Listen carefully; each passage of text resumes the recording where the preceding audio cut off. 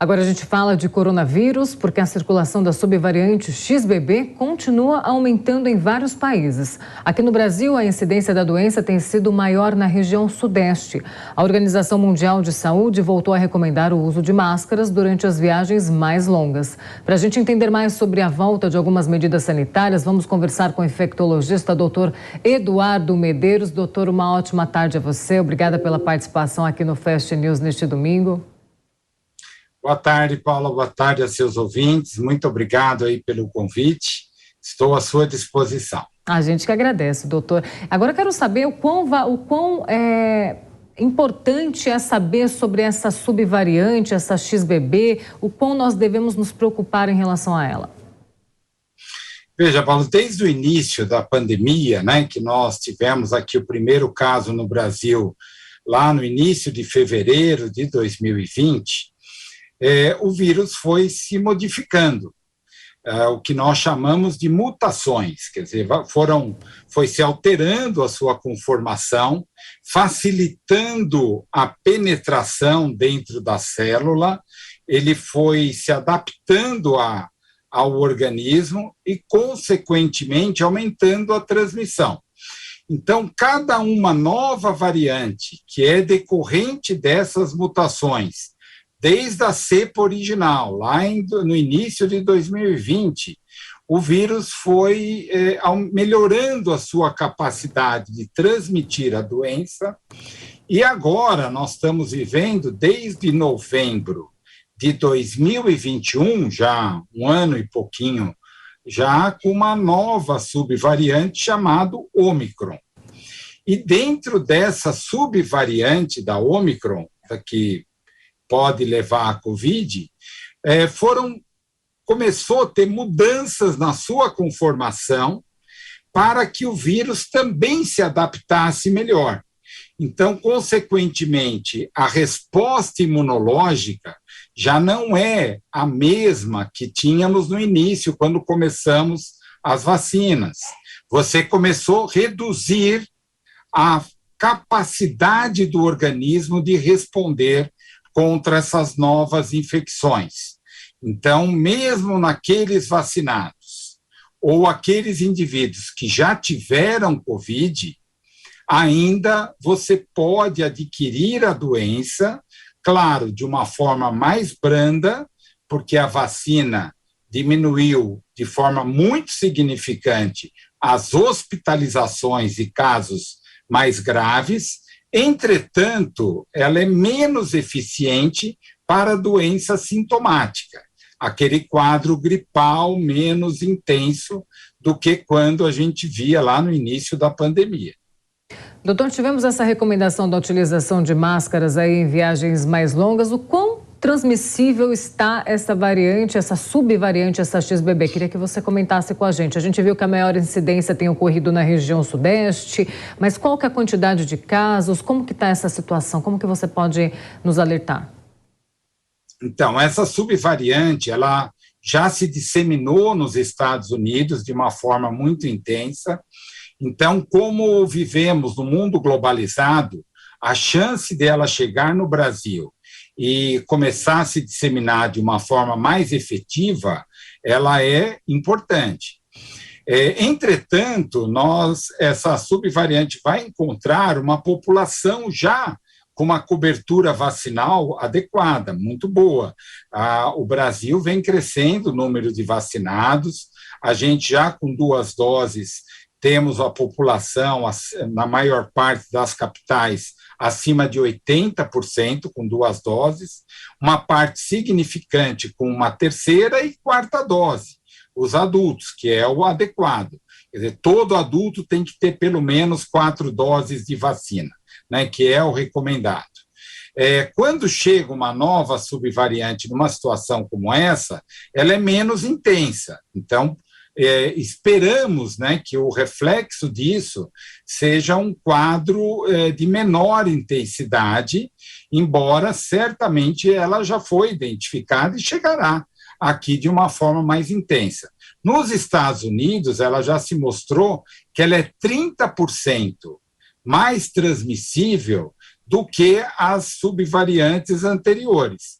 Então, mostrando que isso aconteceu durante toda a pandemia, cada uma nova subvariante aumenta o seu potencial de transmissão. Então, é essa preocupação. A vacina, ela sozinha, ela não é suficiente para impedir essa propagação. Ela é muito importante para evitar os casos mais graves, internações, mas, infelizmente, ainda nós não temos uma vacina que pode mudar, eliminar o vírus, por exemplo, você não ter mais novas infecções. Infelizmente, as nossas vacinas atuais, elas não têm essa capacidade. Perfeito. Doutor, uma coisa interessante em relação a esse vírus, né, é que cada mutação que ele vem, cada variante que ele vem e subvariante, ele vem com um sintoma diferente. Há pessoas que, por exemplo, pegaram Covid-19 3 vezes, cada uma com uma variante diferente, cada uma manifestou um sintoma diferente. Primeiramente, teve dor de cabeça, segundo, teve mais enjoos, na terceira vez ficou com um pouco mais de falta de ar. Quais são os sintomas que essa XBB, acredito que você tenha comentado muito brevemente, relacionado à coriza? É somente isso? Quais são os sintomas que essa XBB tem manifestado? Então, quer dizer, quando a gente estava lá em 2020, no início da pandemia, é o que está acontecendo na China agora, atualmente. Quer dizer, o vírus chega numa população susceptível, era um vírus muito agressivo, então os quadros pulmonares, as internações, os quadros de insuficiência respiratória eram muito frequentes. Com o decorrer da pandemia e o aumento da imunidade da população, o surgimento das vacinas, os quadros mais graves foram sendo reduzidos de forma muito intensa.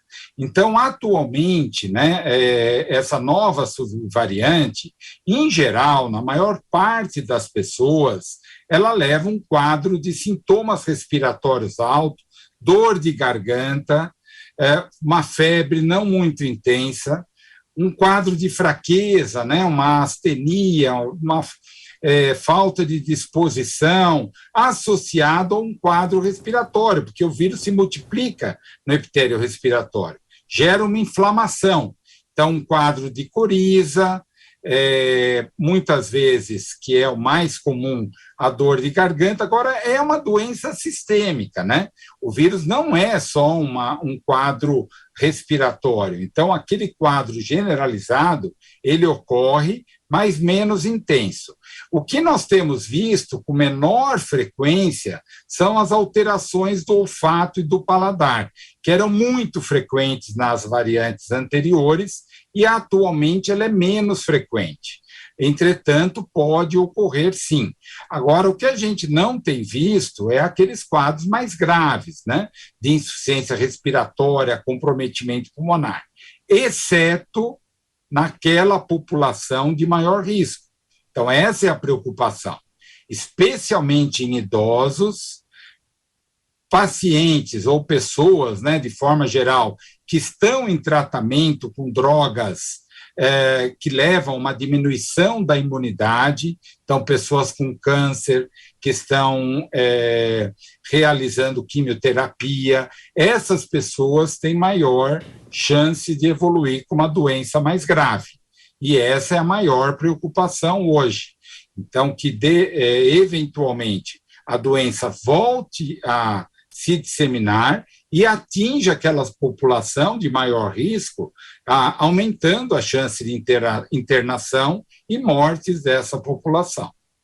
Doutor, você acredita que o sistema público de saúde, também o privado, já está mais preparado para caso haja, que de fato não é o que a gente quer e espera, uma proliferação maior em relação a esse vírus, a que essa variante, subvariante, continue se manifestando aqui no Brasil? Você acredita que já estamos mais preparados em relação a tudo isso? Não há dúvida, Paula. A gente aprendeu com a doença, né, nesses últimos 3 anos aí de casos, acompanhando pacientes, as nossas UTIs são mais preparadas, o Sistema Único de Saúde, que foi um exemplo durante a pandemia, né, ver o que está acontecendo na China, né, uma desestruturação total do sistema. A gente tem muito a ensinar com a organização do nosso Sistema Único de Saúde. Não há dúvida que estamos mais preparados, assim como também, né, que faz parte de todo o sistema privado. Os hospitais privados também estão melhor preparados. Hoje temos o diagnóstico mais rápido. Eu lembro no começo da pandemia, você colhia um material, demorava 10, 15 dias para ter o resultado. Hoje você colhe o material, você depois de algumas horas, se não imediatamente com um teste mais rápido, um teste rápido de antígeno, você consegue identificar se esse indivíduo está infectado ou não.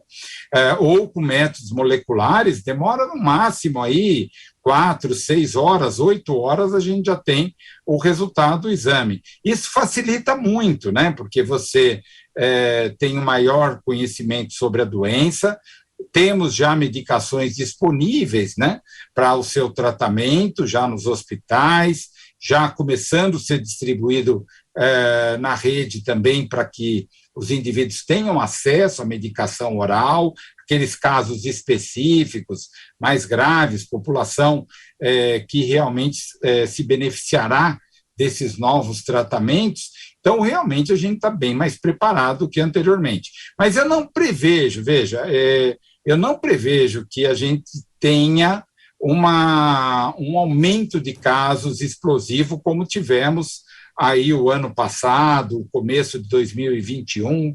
O que a gente vai ocorrer com a doença é que ela vai caminhar de uma forma mais endêmica. Períodos de aumento, né? Quando vai chegar mais próximo do inverno, provavelmente aumente a transmissão. Então, a gente vai ter períodos de aumento e momentos de diminuição. Então, a gente precisa se adaptar a isso, né? A gente vai precisar melhor se adaptar a essa situação. Era o que era previsto também, né, doutor? Que a gente convivesse com essa doença, que a gente aprendesse a conviver. A utilização de máscara, a utilização de álcool gel também acabou diminuindo também a infestação de outras doenças por aí. Então, a gente começou a ficar mais, vamos dizer assim, higiênicos em relação a lavar mais as mãos. Então, era previsto já que a doença caminhasse para conviver ali com a gente mesmo, com a sociedade, e a gente ali que precisou se adequar em relação a ela.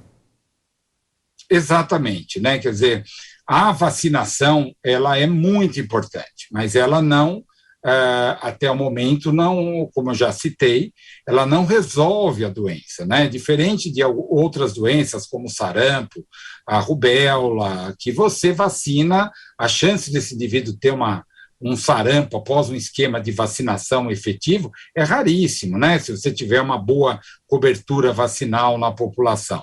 Não se prevê isso com a Covid, porque essas novas subvariantes, elas, na verdade, elas escapam da nossa resposta imunológica porque ela muda a sua conformação. Dessa forma, as demais medidas, né, como, por exemplo, a utilização de máscara em locais fechados, ambientes coletivos, ela ainda continua sendo importante, né? A própria Anvisa recomendou e continua recomendando o uso de máscara nas viagens, né, desde novembro do ano passado. A Organização Mundial da Saúde soltou um alerta recente em viagens mais longas à utilização de máscara, exatamente para evitar ou retardar, diminuir a chance de que novas subvariantes que hoje estão sendo disseminadas em outros países cheguem aqui no Brasil de uma forma mais intensa. A máscara, ela tem o sentido de bloquear essas gotículas, né? Além da pessoa se beneficiar evitando receber o vírus, mas é muito importante que quando eu estou falando aqui com vocês, minha gotícula vai chegar a 1 metro, 1,5 metros. Se eu estou de máscara, ela não vai atingir a outra pessoa.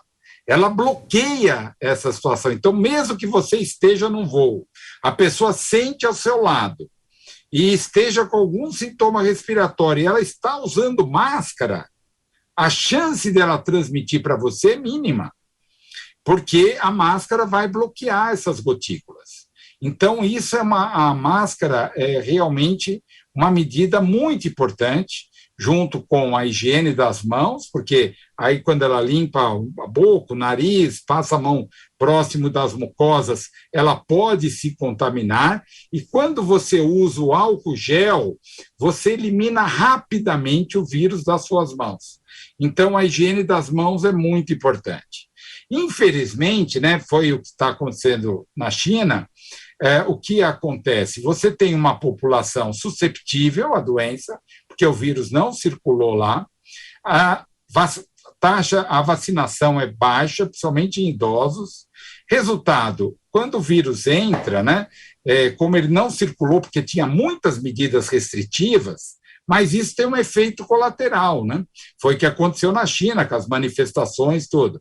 Tem impacto econômico. Então, quando as medidas restritivas são aplicadas por curto período, em locais adequados, aonde que você precisa resolver uma situação de surto, elas são eficientes. Mas se você quiser manter isso a longo prazo, 1 ano, 2 anos, a população não aguenta, porque nós somos seres sociais, né? A gente se relaciona com as pessoas, quer ver as pessoas, precisa trabalhar, né? Precisa continuar, a economia precisa continuar girando. Então, realmente, você utilizar uma medida restritiva por meses, sem dar uma resposta eficiente, com vacina e orientação da população, elas também perdem o sentido.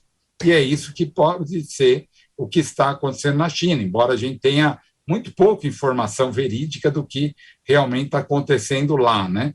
Mas, de toda forma, é o que parece que realmente atingiu e que é um problema enorme, né? Com milhares de pessoas morrendo diariamente, realmente. É uma preocupação enorme. É preocupante.